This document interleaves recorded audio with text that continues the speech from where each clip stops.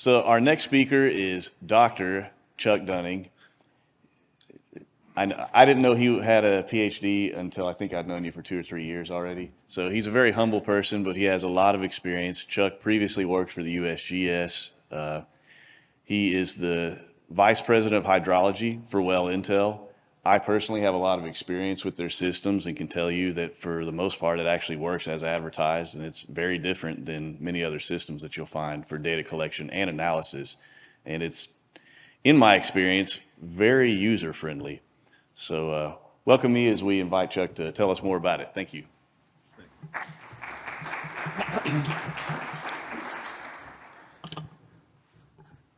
Thank you, Paul. Can you all hear me? Yep, all right. Thank you for that introduction. With that highlighting my degree, my carefully crafted good old boy image has taken a hit. But thank you for that, Paul. So good afternoon, everyone. Very excited to be here for the Texas Groundwater Summit again this year. And happy to be with Kelly and Vivek as part of this session.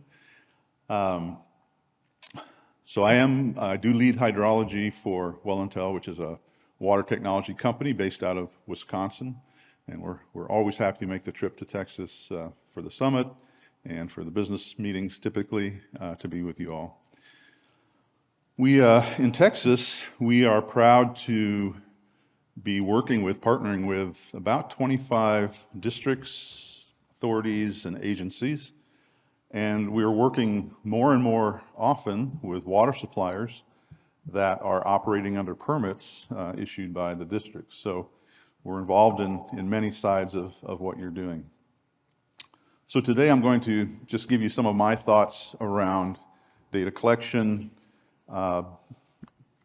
Kelly made the emphasis that predictive and adaptive management depends on level data.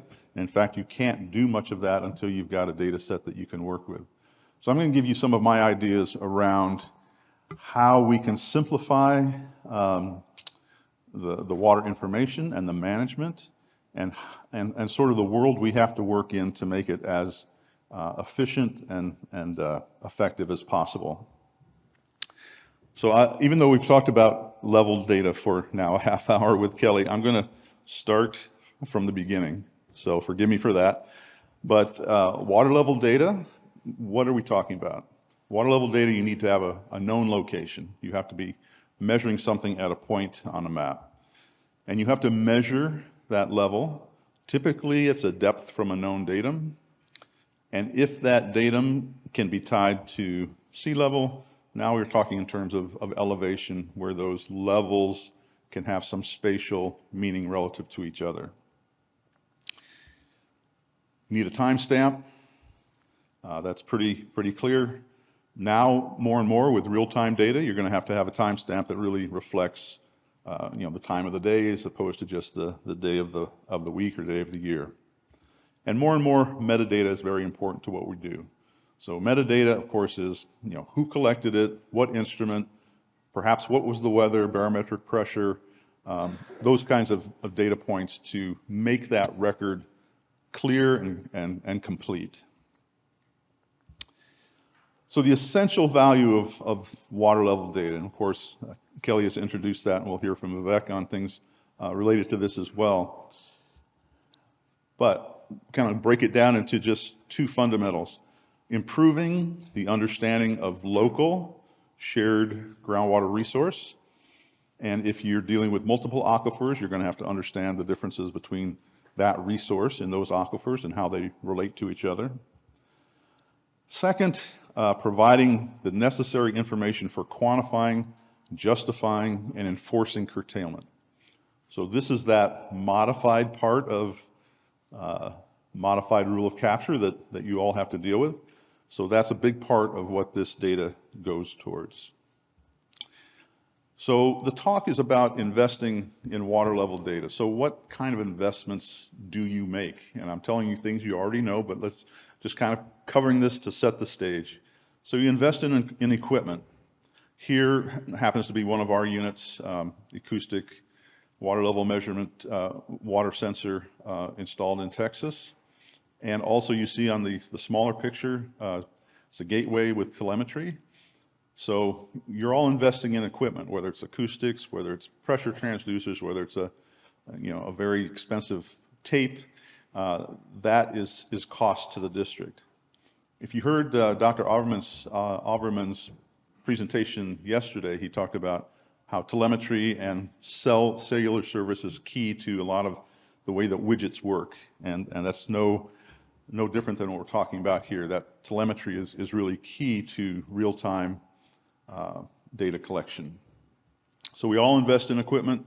In addition, there's wear parts, there's maintenance, sometimes there's data services costs, so that's all something that has to be considered. Then we invest in expertise in our people, the people from the technicians that do all that hard work in the kind of weather we've had recently, to other staff members. This is a nice picture of a friend of ours. I don't know if you can see it very clearly, but this is Brian Hunt with the Bureau of Economic Geology. He's out at a site, and he's demonstrating best practices where we've got a real-time sensor, one of our sensors, and he's taking a periodic measurement here with a tape. So it's that kind of expertise that has to be invested in as well. And then there's field operations. This is a picture of Kendry Salmons, who's our science and information manager here with us today. He's riding shotgun for, this is Bobby Bazan when he was still with Post Oak Savannah. So there's field operations, travel, people time, equipment. That's an investment as well. Then there's two other investments that I put out here because they kind of strike me as important. One is you make an investment in your stakeholders. And that's every stakeholder that you have that's affected by the work that you do. Water users, residential folks, agriculture. And what I've got here is a picture of something that Post Oak Savannah does. It's their groundwater well assistance program. It's one of their efforts to make sure that they're interfacing with their stakeholders, making sure their needs are understood and addressed. So the stakeholders, you make an investment in your stakeholders. And there's also a culture that you work on day to day. You may not even realize that you're working on building a culture, but it was mentioned earlier when talking about droughts. Oops. So that culture, you're trying to build a culture around the relation between you and the community, their understanding of what you do, and that when you say we've moved into a drought condition, that they're responsive to what your suggestions are. So you invest in that culture, and it really pays off when you have conditions like we've had this year. So I think these are all investments that are made by the districts.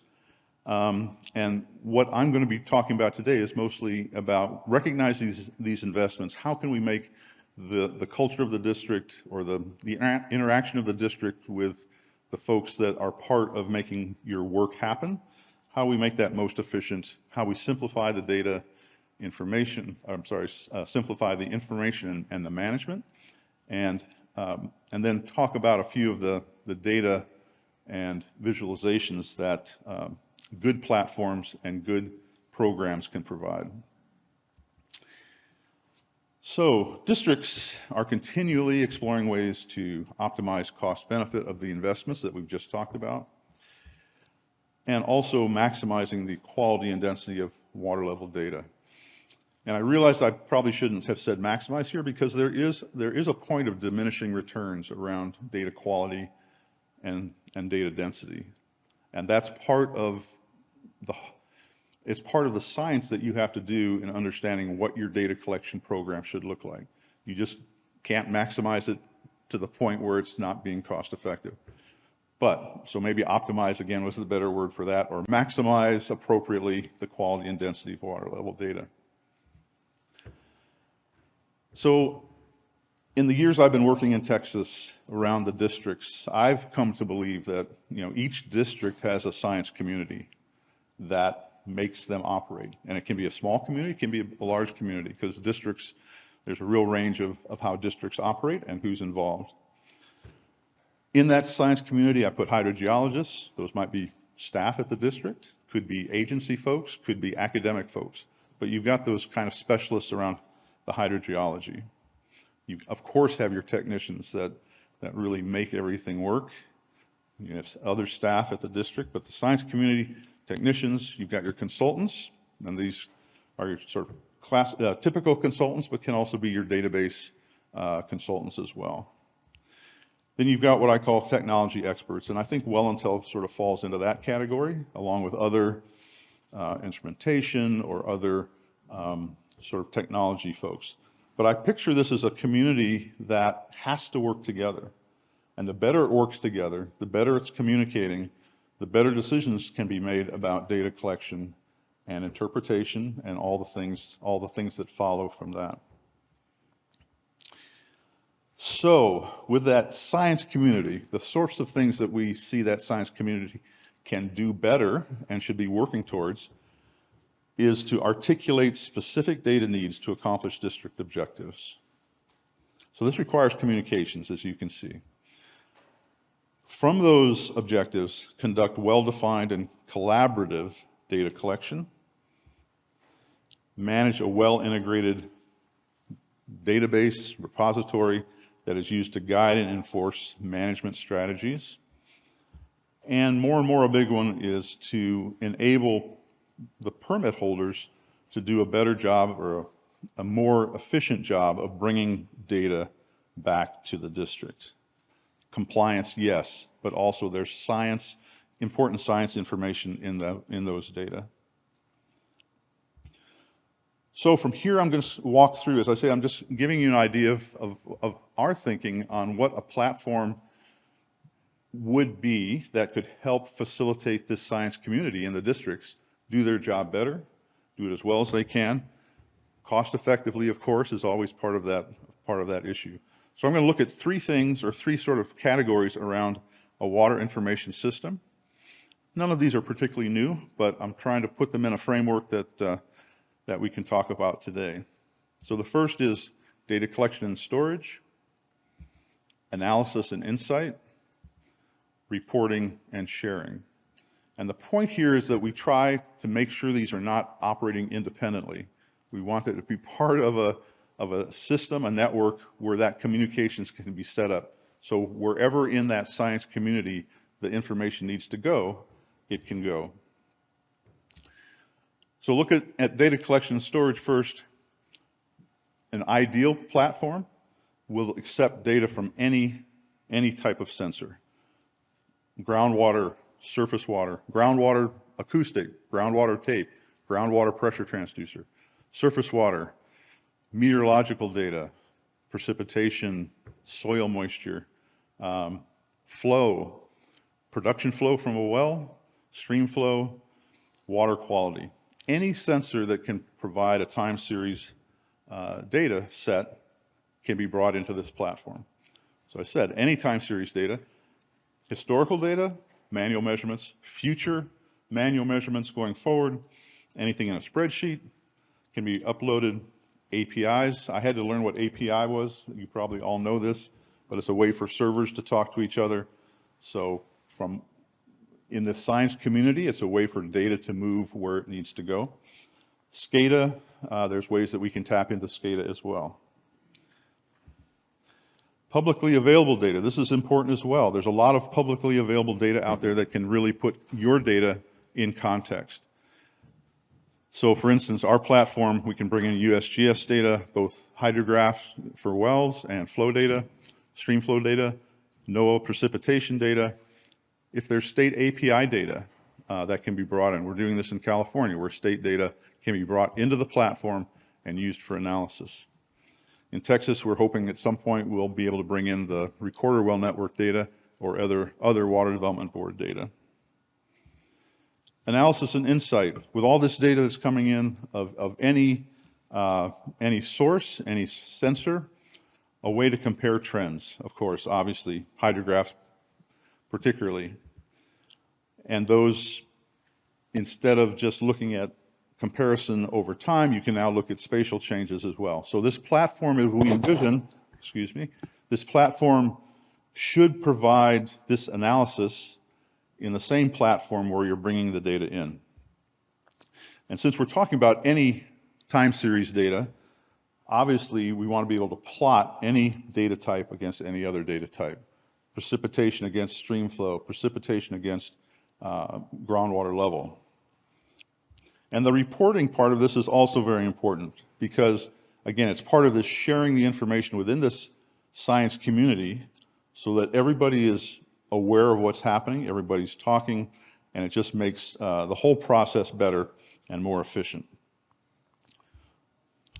For the reporting and sharing, for the districts particularly, stakeholders, again, that we talked about earlier, public websites, being able to provide data publicly, and I'll give you an example of that in just a moment. Email reporting, we can standardize email reports on schedule every year, standard format for every month. We can set alerts around many aspects of the data collection. And again, APIs, a way for data to move within the science community, but also to be sent out for compliance and reporting in that way. So with that sort of framework, now I'm going to give you a few examples of how this works in reality. And of course, I'm going to be showing a bit from our platform. That's what I'm most familiar with. And so to this first figure, you can see in the upper left, I've got the symbol for the data collection and the analysis, because if I was just showing you tables from data collection, you'd get bored pretty quickly. So showing you the data collection and the bit of analysis as well together so that you can see how that all falls together. So this is an image, a map from southeast New Mexico. I don't know if you can, can't see the cursor. So southeast New Mexico, this is an area, or actually these are wells that are part of the Pecos Valley Artesian Conservancy District. And these are all in yellow because they are not in our platform. They're not Wellntel data. It's not Wellntel sensors. So this is all historical data. But these data have all been brought into the platform. They are now part of the persistent data set.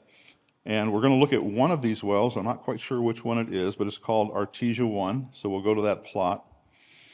So this is the historical data from Artesia 1. I'm sorry, Artesia A is what it's called. And this data set goes back into the 1940s. And this is a data set where manually they were taking 2 or 3 measurements, tape measurements every month.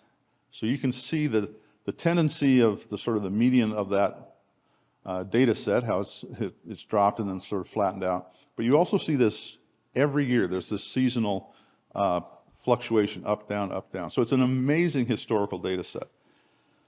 Over the last couple of years, they have now installed pressure transducers in these 10 wells. This is one being an example. So if we add in the database, in the platform, we add the pressure transducer data, you see that blue set of data that's been added at the end. So in this case, these are in situ pressure transducers. The data go in real time from the site to the in situ HydroView platform. And then via API, it comes into the platform that you're looking at here. So the ways that data moves these days is pretty astounding. So we're going to zoom into that last bit of data. And so here you can see what that looks. So there's like 4 seasonal years of the manual measurements only. And then you see where the pressure transducer data have come in. And if I expand that, I expanded that, or I got that in the picture because that's the tag on the data for that pressure transducer data in real time. And I took this the day that we had to turn in our slides to tag D, but you can see that that's real-time data. The blue data are all real-time data coming from pressure transducer and how that fits with the historical data. So I'm going to show you another example, something like this. This is from Texas. This is Post Oak Savannah District. Here, the blue dots are all Wellntel system data or Wellntel system sites. The yellow are all other data sites, largely, I think, manual tape downs and other pressure transducers. But we're going to look at the City of Gauze water supply well. And here's a record, and I should have said this, but you know, water depth is on the the left here, in this case from 50 feet of depth down to about 250 feet. And this is a time series from back in 1960. So over that period, the level in this well has dropped about 130 feet. So the blue are all these manual, once a year, maybe twice a year, manual measurements. And then the red is a Wellntel sensor, an acoustic water level sensor. And you can see the density of the data. I'm going to zoom into this portion of the plot. And you can see in more detail the blue dots being the manual measurements. And you can see those manual measurements continue into the red data being collected by the acoustic sensor.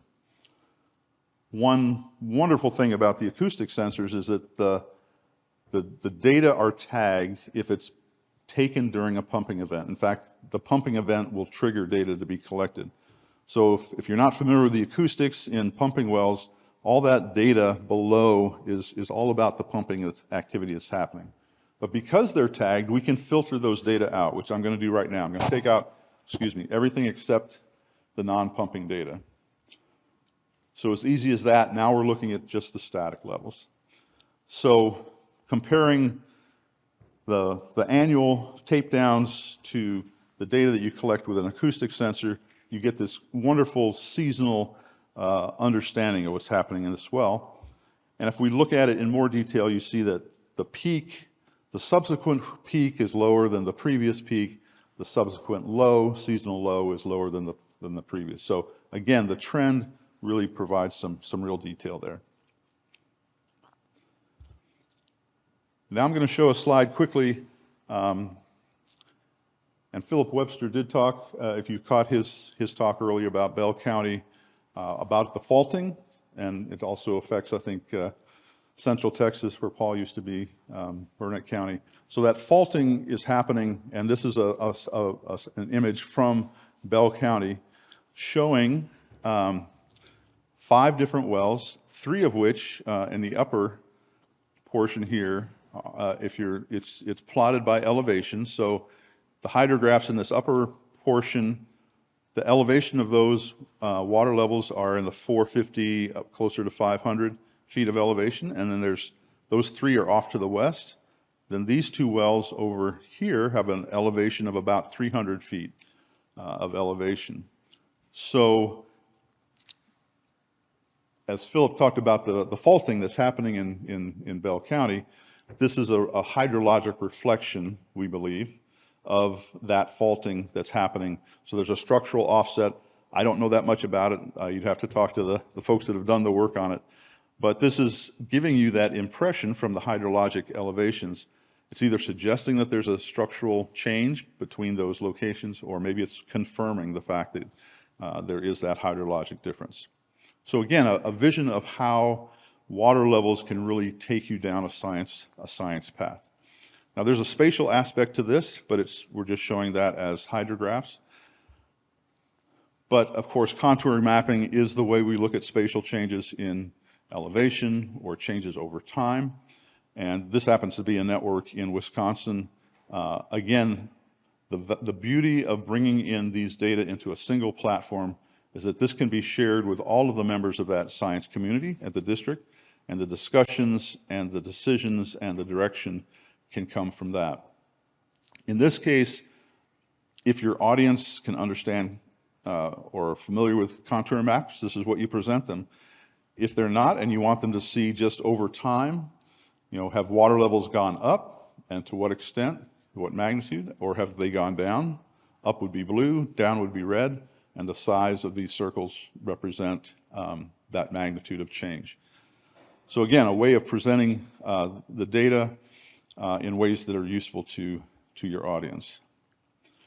This obviously is not a well, this is a flume, so levels are also important or can be used for measuring surface water flows. And I think many of the districts now are faced with having to understand or interact with surface water features more and more, whether you're involved with a river authority or not. That understanding of surface water, groundwater interaction is becoming more and more important. So in this case, flume water depths, again, levels, can be translated into flume flow. So just another time series data that can be brought into the platform and used. So here, we talked about bringing in public data. So I'm going to just give you a quick example of this. This does happen to be our platform. And the way it works for public data is that you would first select a point, you drop a pin at the location where you want to find public data around. In this case, we're in Valverde County, Texas Bureau of Economic Geology well, instrumented out here at the Devils River State Natural Area. So we dropped a pin right near that well. And then in this, the way our system works, you define a radius around that pin. So we define 10 miles. You define the period of time over which you want to look for records. We defined 5 years. And then you would come down and select, I know you probably can't see that, but we would select one of the options. So USGS well for hydrograph levels in a well, USGS flow, stream flow, NOAA data, or state API. In this case, I chose USGS flow. And then in this, so what happens is you make your selection, and then you ask via API, goes out to USGS and say, this is the criteria of where we want to find data, what is available. And then back via API, it tells us it's found one data set with those criteria within 10 miles, 5 years of data, and USGS flow. So we just tell it to load. It'll load for the session. These data come in for the session. It can be saved, downloaded, but the important thing, it can be worked with. So you can see that second circle that was added, that's the location. And if we bring that data in, it is Dolan Creek above Devils River near Comstock, Texas. And as a first look, you get 5 years of data from that flow, that USGS flow, just monthly averages. But the real payoff here is bringing in other data. Remember, the whole idea is that we could plot different data sets, different data types against each other, and an ideal platform will enable you to bring these data in and then look at them together. So here we are plotting the USGS flow, which is the orange data, versus the well level data over time. This is over about 1.5 years, actually. But you can see there's some real events where the flow in the river has been high, and it's reflected in the aquifer. So whether you knew offhand, or whether you knew right away that the aquifer was not was in connection with the river or not, this is helping to confirm that information. Okay, I'm going to skip through here. This is around pumping information. Again, some real detail with acoustics, have the ability to really dive deep into pumping information, and actually can get to some real aquifer parameters. But I'm going to end here with the reporting aspect that these platforms can really provide. And I'm going to mention this one because we have just started this with Uvalde County District, where we have the public, on their public website, they are presenting the data to the public, interactive plots, where you can download the data, you can download the plot itself, and we look at current water year, 365-day year, and period of record. And then the last thing I'll show is that we're doing, as I said, more and more work with water supply corporations, water suppliers, and the reporting that we do to the districts for these permittees, we really make both the job for the water supply corporation and for the district that much easier around level reporting and production. So I will leave it there. Again, what we talked about, the district science community, we're really trying to look at ways to make that much more efficient. And with that, I'll close.